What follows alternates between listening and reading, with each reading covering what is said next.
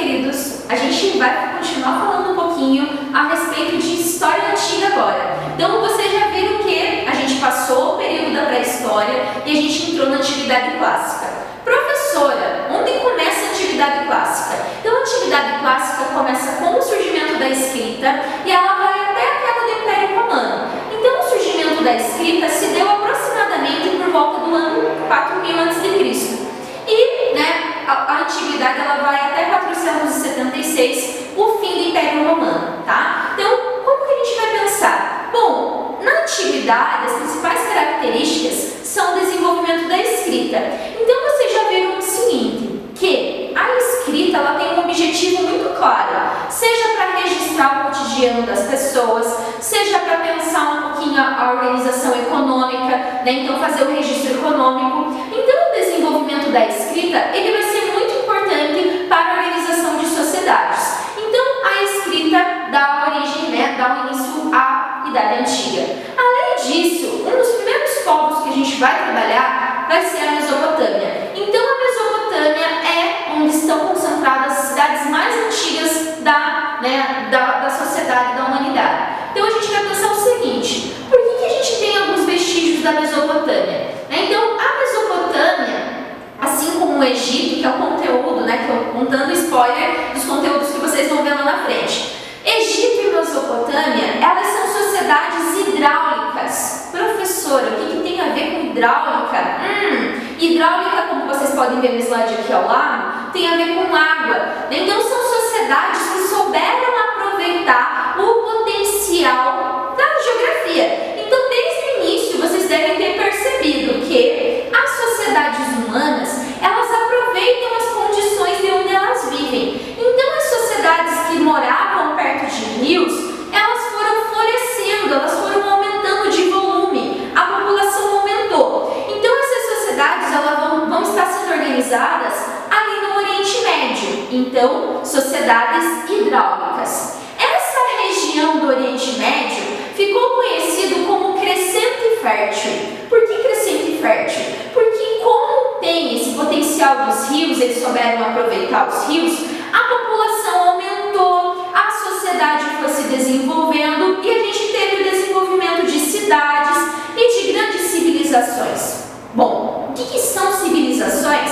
A gente sempre escuta essa palavra civilização, Então, civilização é uma forma de organização. São sociedades organizadas, que têm um poder organizado, que têm uma divisão de classes. Então, vocês vão ver nos slides que todas essas sociedades da antiguidade, elas têm classes bem definidas, sociedades estamentais. Então, quais são as características dessas sociedades, das civilizações hidráulicas ou sociedades de arredio? Então, para a gente entender como que funcionam essas sociedades hidráulicas, a gente tem que pensar no poder centralizado, Todas elas possuem um poder bem organizado e a distribuição de classes. Então, todas elas vão ter classes e vocês vão observar cada uma delas. Então, o modo de produção das sociedades hidráulicas é o modo de produção asiático, É um termo que vai surgir muito mais tarde. Mas o que significa modo de produção asiático? Tudo que era produzido, toda a produção, as terras, elas eram propriedades do Estado. Então, os camponeses, para poder trabalhar na terra, eles tinham que pagar tributos. Professora, é dinheiro? Naquele momento, não necessariamente, mas tributos, seja como alimento, seja como algum tipo de trabalho, Então, isso é uma característica de uma sociedade desse momento. O modo de produção asiático tem o desenvolvimento da agricultura e a principal forma de trabalho é o trabalho servil. O que significa servil? Uma pessoa trabalha na terra, e ela ela está ligada a essa terra e essa produção. Além disso, no modo de produção asiático, também temos a observância de escravidão. Professora, a palavra escravidão está relacionada ao negro? Não, gente. Escravo a gente vai ver ao longo de todas as sociedades. Então, a escravidão é um tipo de trabalho compulsório. Então, vocês vão ver ao longo da história antiga que quando o povo domina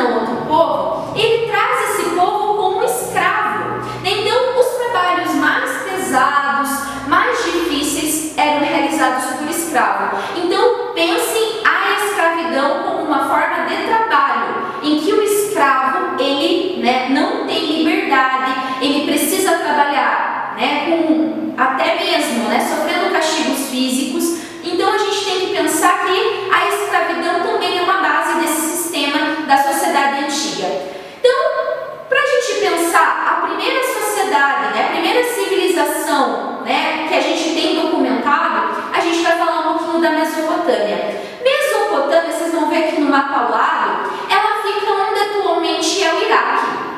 Então, pensando que, vocês estão vendo no mapa, essa região onde é o crescente fértil é onde fica Iraque, Palestina. Professora, Iraque é uma região muito seca e semiárida. Sim, gente. Então, para a gente pensar o seguinte, de como que essa sociedade, elas exploraram tanto essa terra, elas usaram tanto que isso, esgotou essa região. Então, Mesopotâmia, a palavra Mesopotâmia, ela já dá algumas pistas pra gente. E a gente vai falar daqui a pouquinho.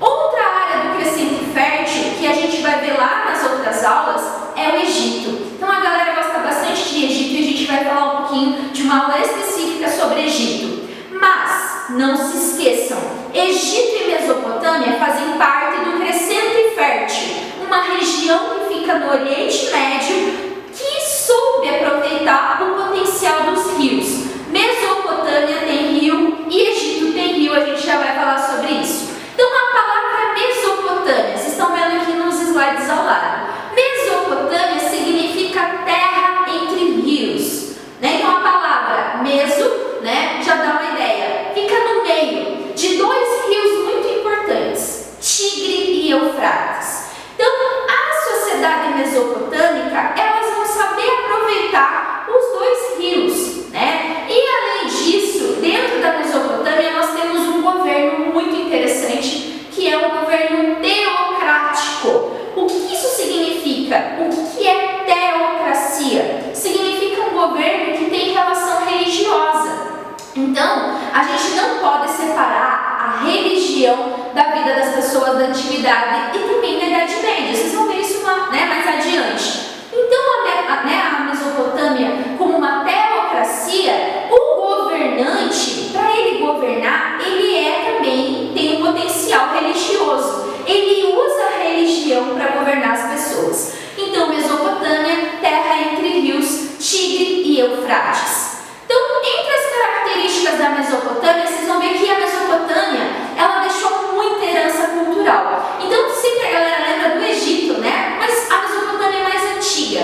E nós vamos ver que existem muitos vestígios das civilizações mesopotâmicas. Então, na Mesopotâmia, eles cultuavam vários deuses. O nome disso é politeísmo. Então, a gente já viu que dentro desse governo da Mesopotâmia, a teocracia é muito importante, Então, a religião é muito importante.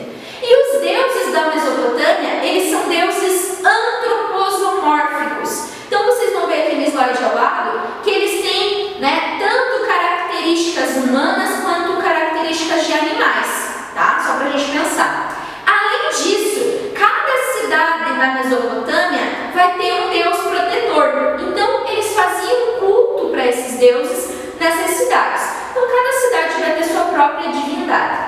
Porém, uma das coisas que a gente não pode esquecer, gente, na Mesopotâmia não há um império, eles nunca foram unificados. Mesopotâmia são vários povos que vão se fixando nessa região. Então, são povos que vão habitando essa região próximo aos rios Tigre e Eufrates. E nessa região habitaram vários povos que vão desenvolver várias coisas interessantes. A gente vai falar a respeito disso daqui a pouquinho. Então, lá na Mesopotâmia, vocês vão ver aqui ao lado que a sociedade ela é dividida.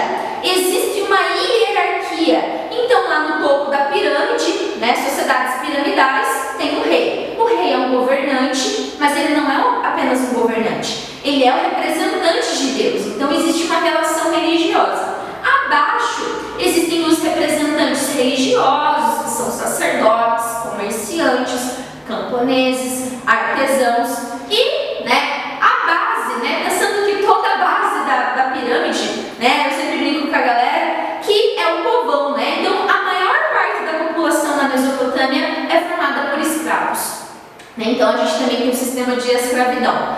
Então, quais são esses povos da Mesopotâmia? São diversas civilizações que moram ali e uma vai dominando a outra. Então, a gente vai falar um pouquinho sobre cada uma delas. Então, professora, como que eu vou decorar cada uma? Gente, é impossível decorar. Eu preciso entender a lógica. Então, os primeiros povos a se fixar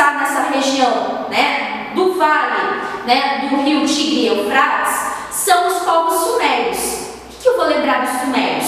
Os sumérios vão fundar as primeiras cidades da Mesopotâmia: Ur, Uruk, Eridu e Lagash, que são as primeiras cidades que surgem ali próximo ao Tigre e Eufrates. Lá na região, né, que os sumérios dominaram, os sumérios vão desenvolver um tipo de escrita. Então, sociedades, né, que têm uma tecnologia muito avançada. Qual é o nome dessa escrita? Escrita cuneiforme. Já vamos falar sobre elas e vocês vão visualizar como ela funciona. Então, sumérios, primeiras cidades, né, escrita cuneiforme. Depois, eles vão ser dominados por um outro povo, que são os acádios. Os acádios são responsáveis por construir um império. Então, eles unificam. Tanto que a palavra acádio vem de Acádia, né, que é uma cidade. Então, os acádios vão ser dominados por outros povos, que são os povos amonitas. Os povos amonitas são muito importantes para a gente entender o desenvolvimento da Mesopotâmia. Os amonitas ficaram conhecidos como babilônicos. Professora, eu já ouvi falar da Babilônia. Sim, o primeiro império babilônio é o império da Mesopotâmia, que foi fundado pelos amonitas. O principal rei babilônio, né, é o Hammurabi. Então, tanto que o Código de Hammurabi é o primeiro conjunto de leis, é um dos conjuntos de leis mais antigos da humanidade. Então, está lá na Antiguidade Clássica. Então, Código de Hammurabi, lá durante o governo dos amonitas, que são, né, que construíram o Império Babilônico, tá? Eu já vou falar a respeito do Código de Hammurabi para vocês, só para a gente entender o que funciona. Então, o Código de Hammurabi, dentro do código, o que é o código? É um conjunto de leis. Então, muitos de vocês vão querer fazer direito e vão pensar o seguinte: por que o Código de Hammurabi ele é tão avançado para aquele momento? Porque no Código de Hammurabi nós temos uma ideia de igualdade. Então, as pessoas eram vistas como iguais. A principal, né, lei lembrada do Código de Hammurabi é a lei de Talião, que é chamada olho por olho, dente por dente. Você já deve ter ouvido falar dessa lei. Então, o que isso significa? Se eu causar qualquer tipo de mal para alguém lá durante o Império Babilônico, eu receberia aquilo em troca, na mesma proporção. Então, se eu construir uma casa e a pessoa morreu naquela casa, né, então eu vou ser morto. É mais ou menos isso. Professora, por que o Código de Hammurabi ele é tão importante? Porque lá no Código de Hammurabi não importa se sou rica ou se sou pobre, todos são iguais. Se eu matar o escravo do fulano, eles vão, né, causar um dano para o meu escravo também. Então, o Código de Hammurabi tem uma ideia de igualdade. Lembre-se lá da lei de Talião, olho por olho, dente por dente. Então, os amonitas vão ser dominados por outros povos da Mesopotâmia, chamados de assírios. Os assírios são povos guerreiros, altamente militares, então eles tinham uma tecnologia militar muito avançada, inclusive usando carros de combate. Então, eles usavam estratégias de guerra. Então, eles eram altamente militarizados. Os assírios vão ser dominados pelo último povo da Mesopotâmia, que são os caldeus. Os caldeus são também chamados de babilônios, porque eles formam o segundo império babilônio. Então, o que é mais interessante durante esse império? Já viram falar do Nabucodonosor? Nossa, professora, que nome difícil, né? Então, esse Nabucodonosor, ele vai fundar, né, o Império Babilônico, e ele vai dominar um outro povo que vocês vão ver na semana que vem, que é o povo hebreu, que é a base do judaísmo, dos judeus. Então, para a gente entender qual que é o principal legado, né, o que sobrou do cativeiro da Babilônia, então a gente pensar que os mesopotâmios entraram em contato com outros povos e dominam outros povos. Então, o Nabucodonosor, ele vai ser responsável por construir um império muito poderoso. Mas, como vocês viram na história, né, um império vai dominando o outro e a gente, né, sabe que nada dura para sempre, né? Então, os caldeus vão ser dominados por outros povos chamados de persas. Um povo que vocês vão estudar estudar mais adiante, né? Então, Mesopotâmia são vários povos que habitaram a região dos rios Tigre e Eufrates. Professora, o que sobrou de fontes históricas dos povos da Mesopotâmia? Então, uma delas é a escrita que os mesopotâmios desenvolveram. O nome dessa escrita é a escrita cuneiforme, que é um tipo de escrita feita com um instrumento de metal que tinha um formato muito específico e eles iam cavando nas barras de argila. Então, aqui na imagem ao lado, vocês vão ver vários exemplos de escrita cuneiforme. Então, era uma escrita simbólica, que era baseada em símbolos. Ainda não tem o formato de letrinha como vocês estão acostumados, mas era muito desenvolvida, muito utilizada pela Mesopotâmia para contabilizar, para registrar. Então, os mesopotâmios eles eram povos que gostavam de registrar as suas características. Então, a escrita cuneiforme foi desenvolvida pelos sumérios. Além disso, falei para vocês do Código de Hammurabi, que é a principal herança cultural durante o Império Amorita, que é o primeiro império babilônico. Então, olho por olho, dente por dente, uma punição relativa, que tem relação com a sua, com a proporção do que você cometeu. Então, ideia de igualdade, Código de Hammurabi.